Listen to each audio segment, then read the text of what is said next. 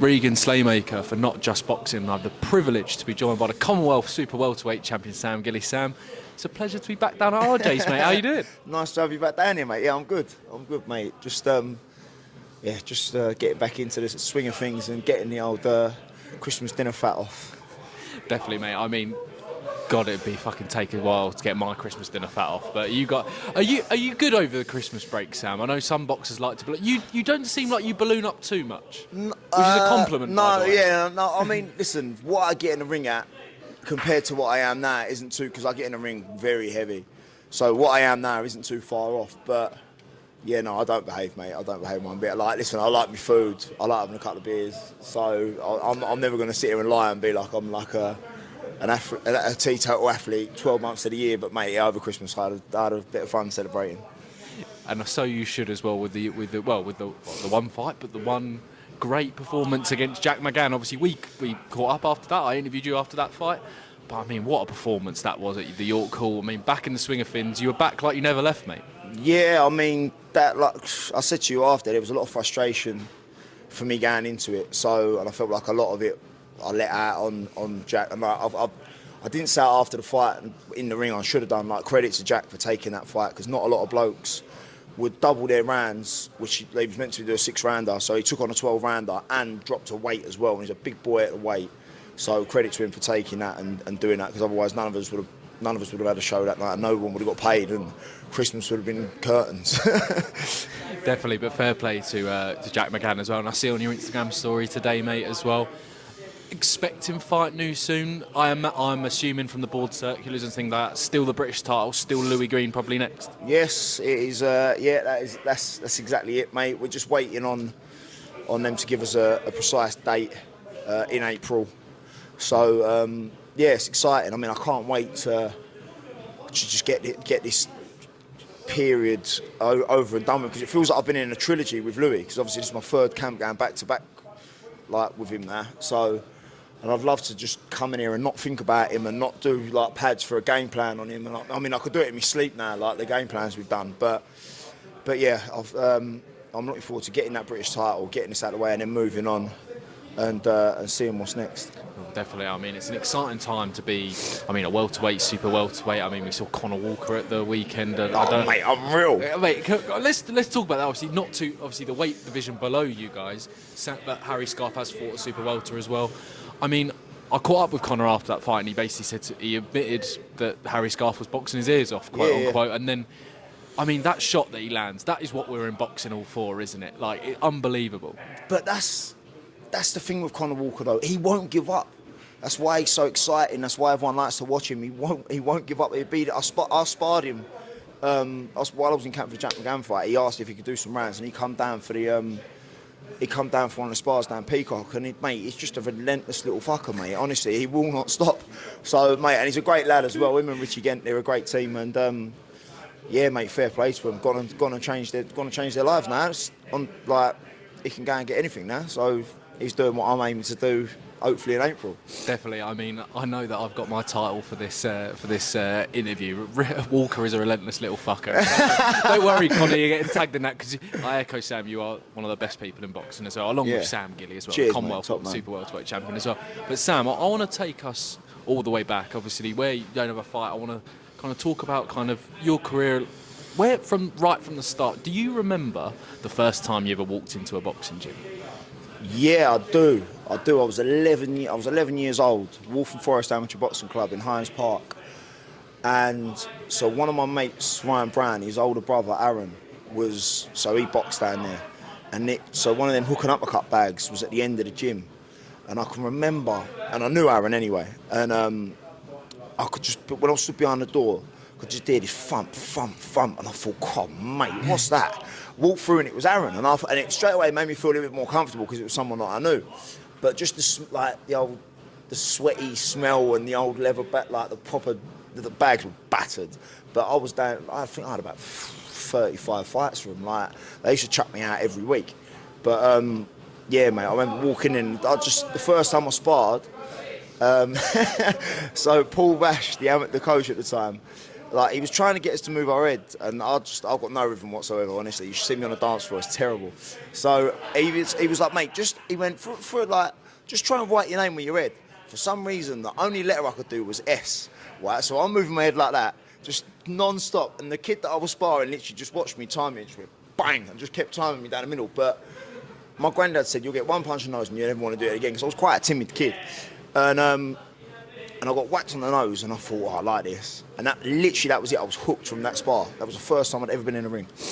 Definitely. I mean, I love that story. I mean, like those first story. I remember Jimmy Sains telling me the story the first time he hit pads. The coach said 1-2, and he went like this. Which is what he done. Genuinely, I'll send you the clip. I mean, obviously, and then from that love, I feel like anyone who does boxing, even if you do a bit of pads, that first time you get punched in the face, that's when you know you'll love boxing. Yeah, whether you love it or not. Yeah, exactly. Like, and then do you remember kind of, obviously taking that punch and coming back? Was it just love at first punch essentially? It was just, well, like I say this all the time, but I started boxing because like I was shit at football, right? And I love football. I'll watch any football game that's on, but I was just never going to be a footballer. But so I was getting into a bit of ag in school, and a couple of my mates were down in the local gym. Mum was like, right, you're going down there. So I thought I'd try something with my hands, and like that first whack, I was just like, it was just like ignited a fire in you, and you just like, but obviously it's in a controlled environment, so it's something you like, that fire lights up, you harness it and you use it so good, and it's just, I don't know why, it just literally gripped me.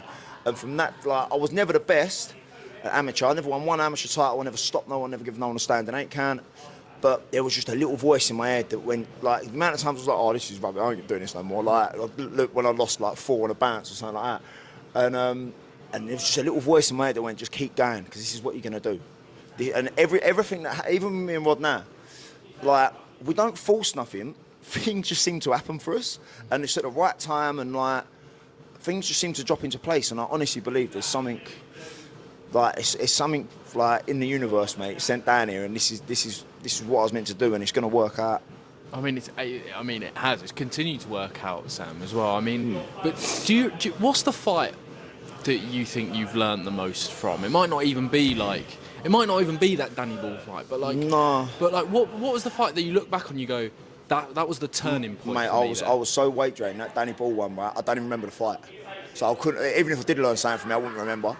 But because that was at welter. Was that at welter? That was my last one at welter. Yeah. The Drew Brown fight, I learned a lot from, and the one with Louis.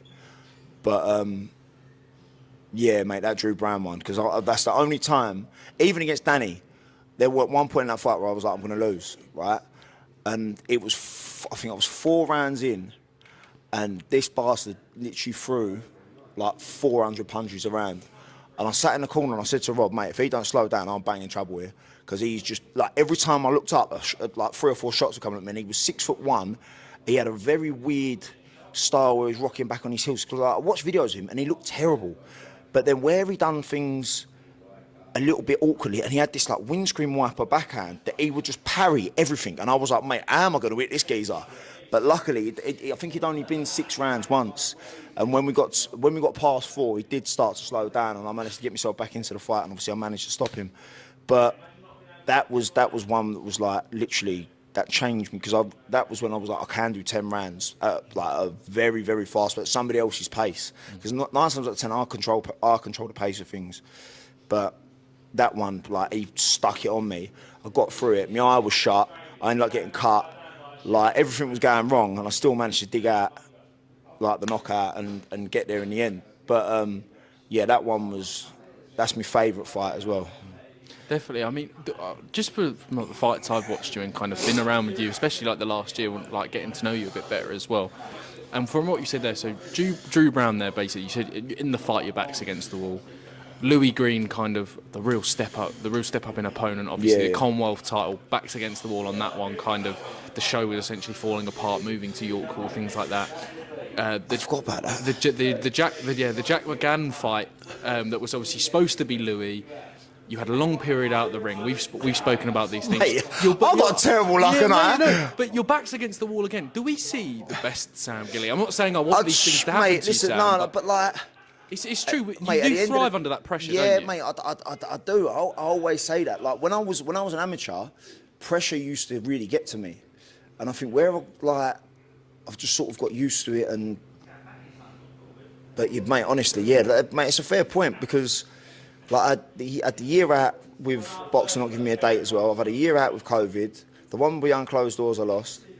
Like, on it, what a roller coaster. Yeah, do you know what? I've never even thought of that. That's blown me away a little bit. But yeah, mate, maybe you do get the best out of me when I'm in trouble a little bit. But that's what a fighter's meant to do, isn't it? It definitely is, Sam. I mean, I'm gonna leave it there because I know I've interrupted basically the beginning of your session. No, I mean, it's fine. always No, don't, no, because that means I've got to train. I was gonna say, so I mean, my final one. Then I want to take it back. I've kind of bounced all around like the chronology there, but obviously, you said you started boxing at 11. And what point then did you meet Rod? Because obviously you've been with Rod nearly right from the start. Yeah, well, no, it is. But it is. So so again, like Rod moved. Rod got a new gym in Abridge, and funny enough, the same guy I mentioned, Ryan Brown, whose brother was in the gym when I first. Aaron was training with Rod, and Ryan was going to do some keep fit stuff, and I'd been out of the gym. I'd started landscaping with Trendy Landscapes. I'd got into work. Like I was just like, oh mate, nothing's coming. This amateur stuff. Like it's sort of, for about 6 months, it just sort of stopped. And Ryan, that's mad. They actually both starting to do a Ryan and Aaron, but yeah, he went. Do you want to come down RJ's and just do a bit of like just back to back? I was like, yeah, I've not hit nothing for ages. Yeah, come, let's go. And went down there, and there weren't even a ring yet. They were still doing the gym up. Like that's how early on into moving. That's what I mean. But like Rod got a new gym, and then I walked in. Like things just sort of happened for me and him. And I was shadowboxing on this box, like because that ring there, the small one, that isn't a real size ring. That's just a wooden base where they built a ring on top of it because the other gym was so small. That's not a proper size ring. So there was just a wooden base that's underneath that. And I was shadowboxing on it, and Rod come in, and he see him frown and look at me, and he comes steaming up to me. He went, "Have you boxed before?" I went, "Yeah, I've done a little bit." He went, "Do you want to spar one of the pros?" And I was like, "Yeah, go on in." Sorry, I ain't sparred for ages, but go on, let's have a go. And I absolutely walloped this pro. And he grabbed hold of me, and literally he's not let go of me since. He went to, that's when he said that, I've mentioned this all the time, but that's when he said to me, if you give me your dedication, he went, I'll give you everything you've wanted since you was 11 years old. And he has done every single thing that he's promised. And that's what I mean, even some things where, like when he said, I went out to Spain to spar with Kel. And before we went out there, he went, you're gonna box at the O2 soon. I went, mate, I'm like 4-0 or whatever. I was like, how am I gonna box at the O2? Went out to spar, met Billy Joe. Billy Joe was fighting Martin Murray at the O2. Rod works his magic, and I ended up on the undercard at the O2. Like, this is what I mean by things just sort of, I don't know how, I don't know how he does it, but he does. He definitely does it, mate. Long may it continue, by the way, as well, Sam. I mean, my final one, how does Sam Gilley end 2025? British and Commonwealth champion, and in line for a European title shot. That's what we want. Sam Gilley, it's always been a pleasure. Man. Thank you very much. Cheers, mate. Cheers.